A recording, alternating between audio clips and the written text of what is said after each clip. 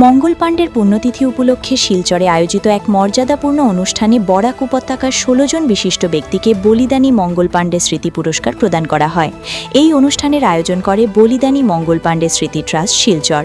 এতে বিপুল সংখ্যক গণ্যমান্য ব্যক্তি, বুদ্ধিজীবী ও সমাজকর্মীরা উপস্থিত ছিলেন। অনুষ্ঠানের সূচনা হয় ঘুঙুল বাইপাসে অবস্থিত মঙ্গল পাণ্ডের মূর্তিতে পুষ্পার্ঘ্য অর্পণের মাধ্যমে। এরপর শিলচর উইমেন্স কলেজের সভাগৃহে মূল অনুষ্ঠান অনুষ্ঠিত হয়, যেখানে অতিথি সংবর্ধনা, প্রদীপ প্রজ্বলন ও আনুষ্ঠানিক কার্যক্রম সম্পন্ন হয়।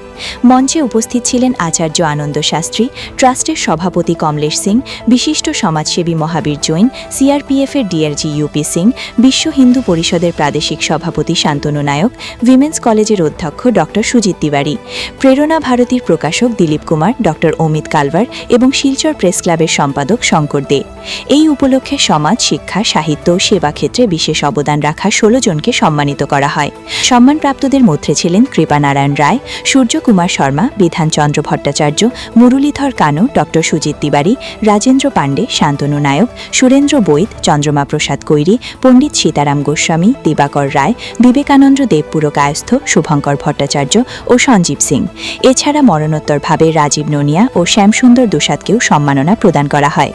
অনুষ্ঠানে বক্তারা অদম্য সাহস ও দেশপ্রেমের কথা স্মরণ করে বলেন, এই ধরনের অনুষ্ঠান সমাজে ইতিবাচক শক্তি জাগিয়ে তোলে এবং যুব সমাজকে দেশ সেবায় উদ্বুদ্ধ করে। শেষে আয়োজকদের পক্ষ থেকে সকল অতিথি ও সহযোগীদের ধন্যবাদ জানানো হয়। অনুষ্ঠানে বক্তারা অদম্য সাহস ও দেশপ্রেমের কথা স্মরণ করে বলেন, শহীদ মঙ্গল পাণ্ডের জীবন ও আত্মত্যাগ ভারতীয় স্বাধীনতা সংগ্রামের এক অনন্য অধ্যায়।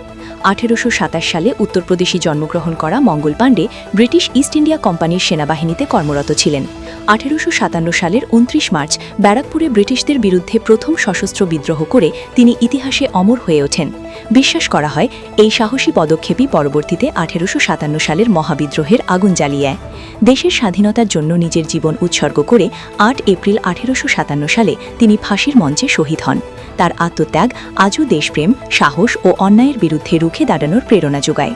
এই ধরনের অনুষ্ঠান সমাজে ইতিবাচক শক্তি জাগিয়ে তোলে এবং যুব সমাজকে দেশ সেবায় উদ্বুদ্ধ করে। শেষে আয়োজকদের পক্ষ থেকে সকল অতিথি ও সহযোগীদের ধন্যবাদ জানানো হয়।